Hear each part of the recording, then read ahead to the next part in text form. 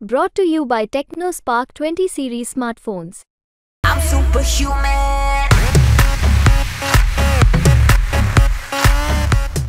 नमस्कार, मैं हूं आपका दोस्त विजय विद्रोही। आप मुझसे जुड़ चुके हैं, इसके लिए आप सबका तहे दिल से शुक्रिया।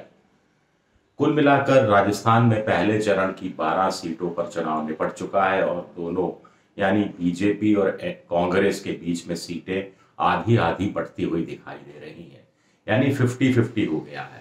अब बच गई हैं 13 सीटें। 13 सीटों में से भी क्या 50-50 होगा, बड़ा सवाल उठता है।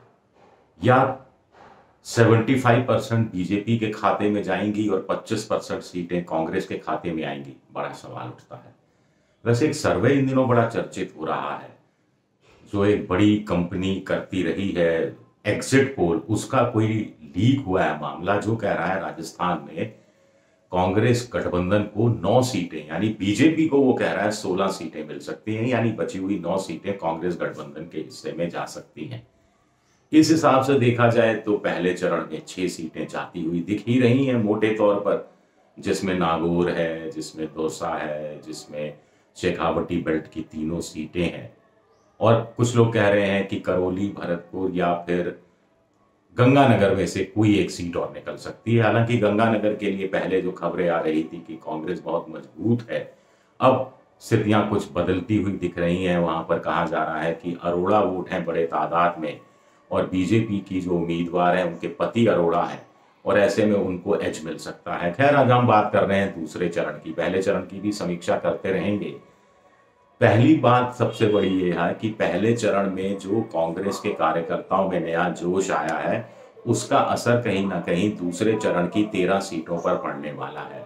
अगर सीट वाइज हम दक्षिण से शुरू करें तो बांसवाड़ा डूंगरपुर की सीट है, जो कांग्रेस ने कुछ हद तक बिगाड़ी, कुछ हद तक सुधारी, लेकिन अंत में कुछ ना कुछ सुधार ही दिया।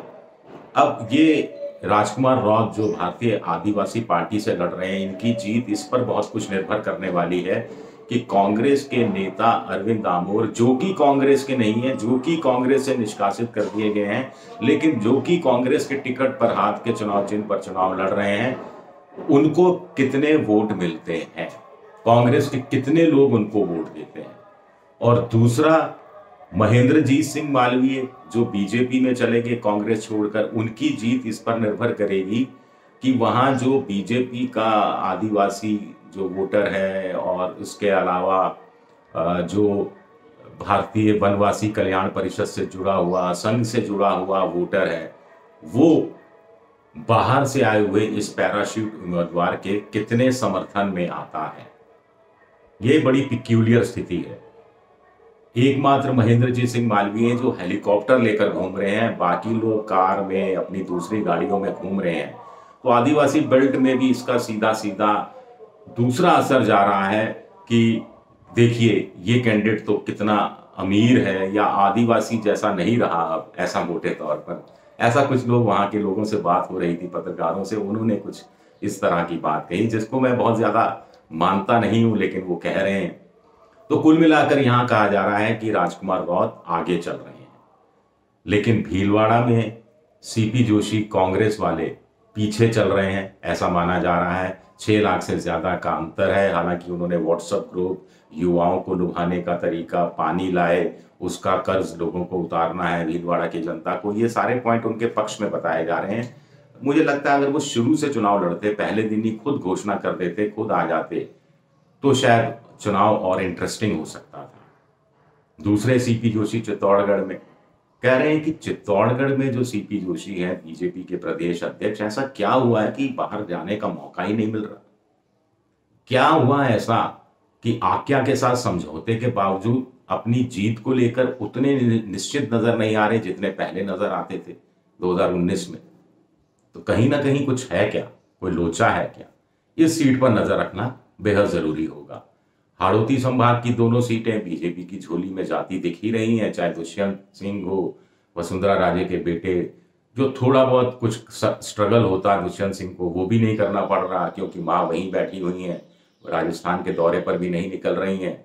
और इसी तरह ओम बिरला के भाई थोड़ा ओम बिरला के लिए परेशानी खड़ी करते रहे हैं बीच बीच में अपने बयानों के आधार पर, लेकिन जिस ओम बिरला को शांति का सहारा हो, वो बड़ी शांति से निकल जाएगा लोकसभा तक, ऐसा भी मोटे तौर पर माना जा रहा है। अजमेर की सीट बड़ी दिलचस्प है।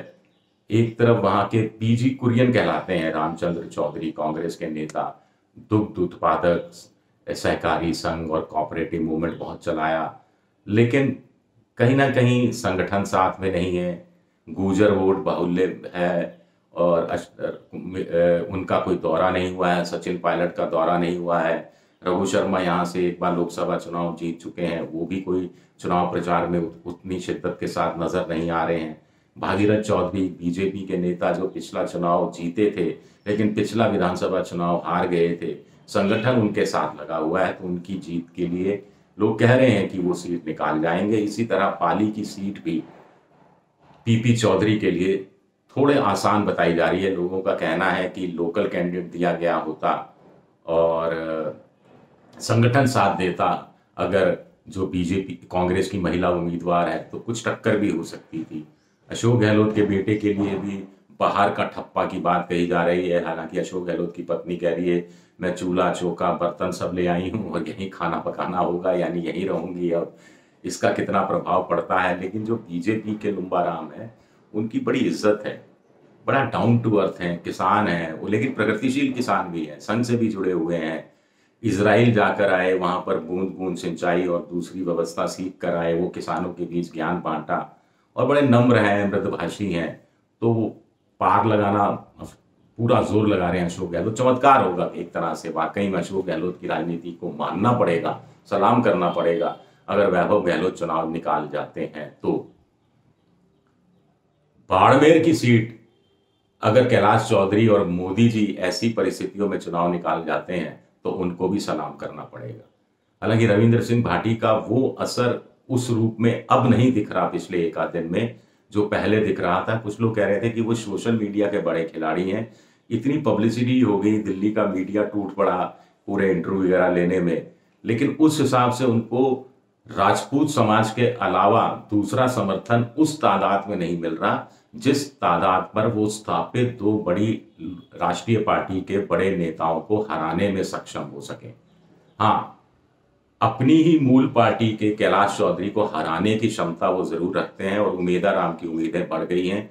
और अब चूंकि फर्स्ट फेज में जैसा कांग्रेस को लग रहा है कि वो गठबंधन समेत 6 सीटों पर बहुत जबरदस्त टक्कर में है और करीब करीब सारी सीटें निकालने की स्थिति में है, तो इसका एक पॉजिटिव असर कांग्रेस के उन कार्यकर्ताओं पर भी पड़ेगा जो कुछ दिन पहले तक ये सोच रहे थे कि उमेदाराम बेनीवाल बाहर से हैं, बाहर से लाए गए हैं, कांग्रेस में क्यों वोट दें। तो वो भी हरीश चौधरी, हेमाराम चौधरी, सचिन पायलट, बड़ा मजबूत एक तरह से गठबंधन सा है। और हनुमान बेनीवाल, कुछ लोग कह रहे हैं कि अगर बाड़मेर का दौरा कर लें, बाड़मेर जैसलमेर का ताबड़तोड़ अंदाज में, और जोधपुर का भी दौरा कर लें ताबड़तोड़ अंदाज में, तो दोनों जगह वो पानी पिला सकते हैं बीजेपी के उम्मीदवारों को। उनके साथ युवा बहुत है और जोधपुर में वैसे ही जाट नाराज है, कुछ राजपूत भी नाराज है। गजेंद्र सिंह शेखावत के खिलाफ अगर जो जाट एक साथ एक स्वर में आ जाते हैं और अशोक गहलोत के भी 1-2 दौरे हो जाते हैं तो हो सकता है वैभव गहलोत की सीट अशोक गहलोत नहीं निकाल पाए, लेकिन गजेंद्र सिंह शेखावत को नाकों चने चपवाए जा सकते हैं। ये मैं नहीं कह रहा, ये TV9 का सर्वे भी बता रहा है, जो गजेंद्र सिंह शेखावत को हारता हुआ बता रहा है, मैं नहीं बता रहा। मेरा कोई राय नहीं है। मेरी नज़र में 24-25 की 25 सीटें फंसी हुई हैं। मेरी नज़र में 25 की सीटों में से कांग्रेस आज की तारीख में करीब 10 सीटों पर टक्कर दे रही है। अब उसमें से कितनी सीटें जीतेगी ये कहना बहुत मुश्किल है मेरी नज़र में। टोंक सवाई माधोपुर की सीट दिनों दिन कांग्रेस के पक्ष में सुधरती जा रही है और पहले चरण के बाद तो स्थितियां और ज़्यादा सुधरती हुई दिखाई दे रही हैं। लोग कह रहे हैं वहां पर जाट हैं, वहां पर गुर्जर हैं, वहां पर मीणा है। तो कांग्रेस के कैंडिडेट हरीश मीणा खुद खड़े हुए हैं, मीणा है, तो मीणा वोट लेने में दिक्कत नहीं आएगी। किरोड़ीलाल मीणा भी उस रूप में मीणा वोटों की राह में बाधक नहीं बनेंगे जिस रूप में कथित तौर पर वो दौसा में बाधक पड़े, जहां उन्होंने अपने समर्थकों को इशारा किया, ऐसे मीणाओं वर्ग को इशारा किया जो मुरारीलाल मीणा के पक्ष में वोट डालते कि घर बैठ जाइए, बीजेपी को वोट मत दीजिए, नहीं देना चाहते, लेकिन मुरारीलाल मीणा को वोट देने नहीं आइए, नोटा भी मत दबाइए, जाइए घर से ही मत निकलिए, कुछ लोग ऐसा कह रहे हैं। तो टोंक में वैसी स्थिति है नहीं, तो गुर्जर का गठजोड़ और कुछ मालियों का गठजोड़, फिर मीणा वोट और फिर कुछ दलित वोट और उसके साथ साथ जाट वोट, कॉम्बिनेशन सॉलिड बैठता है। ऐसा ही कॉम्बिनेशन बीजेपी के पक्ष में सॉलिड बैठ रहा है। भीलवाड़ा की मैंने बात की, चित्तौड़गढ़ की बात की, उदयपुर में भी भारी पड़ रहे हैं बीजेपी के उम्मीदवार, उनका संगठन भी बड़ा मजबूत है, उसका फायदा भी उनको मिलता हुआ दिख रहा है। तो कुल मिलाकर जो 13 सीटें हैं उसमें 3 सीटों पर कांग्रेस गठबंधन आज की तारीख में आगे चल रही है, 10 सीटों में बीजेपी आगे चल रही है। लेकिन जिन 10 सीटों में बीजेपी आगे चल रही है उसमें क्या किसी एक सीट पर चमत्कार होने की उम्मीद है, सवाल उठता है। शुक्रिया मेरा ये वीडियो देखने के लिए, बहुत बहुत शुक्रिया।